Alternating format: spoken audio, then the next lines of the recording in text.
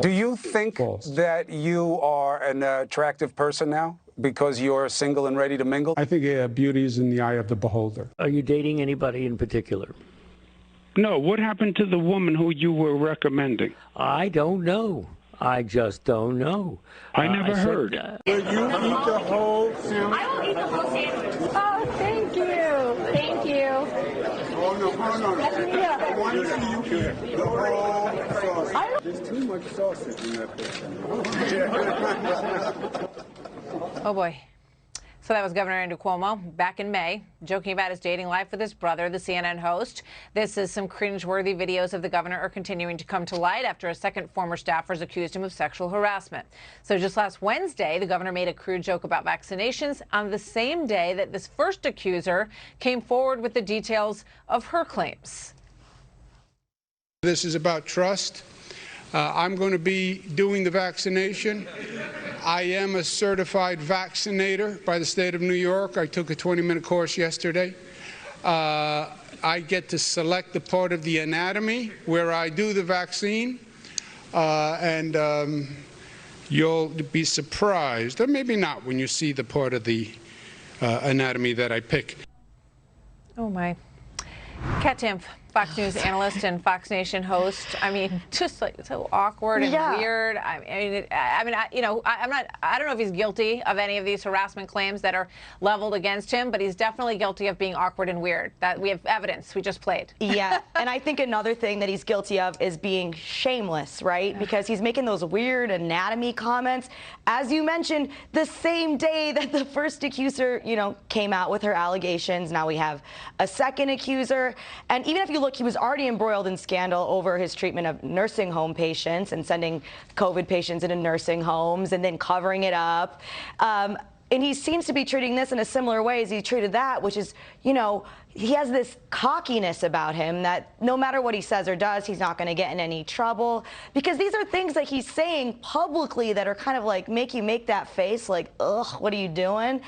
It does make you wonder what it's like behind closed doors. And with the brazenness with which he does it, he clearly doesn't think he's ever going to have any consequences for anything that he may be doing. Yeah, I read that he said somewhere before he was governor, that you should get everything you want to get done in your first 2 terms because a third term is always a mistake. Yep. And very interesting, right? Because people, some people, depending on your personality, they just perhaps get a little bit too heady with the power that comes along with it and aren't so careful about saying what they shouldn't be saying. We heard from a state representative who said we go through, and I'm sure, everyone can relate to this in most workplaces, just extensive training about the kind of things that it's okay to say at work and not okay to say at work. And clearly, he took the course maybe, but I don't know how much it sunk in. Yeah, and then you look at the way, the beginning of the pandemic, he was this, celebrity, and I hate to say it's gross, but among some people, almost like a sex symbol, right? He was, the best, and he was writing this book, and he had this tour, and he was this hero, and it turns out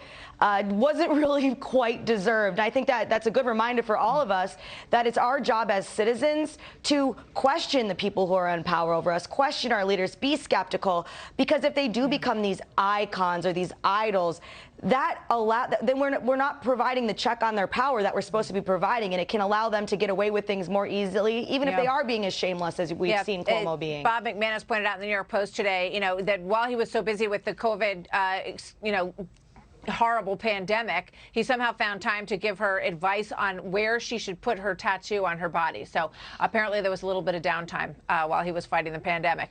So fighting cancel culture was another big theme at CPAC. Watch this. We reject cancel culture. Who's the cancel culture going to attack next? There is nothing the radical left won't cancel. They have to cancel you. They have to intimidate you. We're not going to back down to the cancel culture. All this as Liz Peek says enough is enough when cancel culture extends to finding racism in Dr. Seuss, as a Virginia county actually did. She writes in a new op-ed on FoxNews.com, quote, as is often the case, the perpetrators of this nonsense appear ignorant of the facts. Theodore Seuss Geisel wrote under the pen name of Dr. Seuss. He was an ardent liberal. He supported FDR and passionately spoke out against fascism. To conclude that Seuss was a closet racist is preposterous. A recent study found that Seuss's books contain racist stereotypes and tropes. As a result, the public schools of Virginia and Loudoun County canceled their annual celebration of the beloved author's birthday. Kat? Look, the problem I have with cancel culture is I do think it's important to confront things like racism, sexism in our society. But if what we really want, as a lot of these people say they want, is to have those conversations, then having this, knee-jerk reaction to cancel anybody who says something wrong or even asks the wrong question, that's going to make people stay more silent and make people less likely to get educated about these issues and to confront these issues. If you really want to change hearts and minds, then allow these conversations to happen and allow to speak honestly about these things rather than, just saying, oh, you're canceled, because that makes it a lot less likely that we're ever going to get any work done in this area. Yeah, you're so right. And, when you create an environment where people feel like they can talk and say what they think, perhaps you will move the ball forward in a more meaningful way than just canceling people. Kat, I'm glad you weren't canceled today. Thanks me too.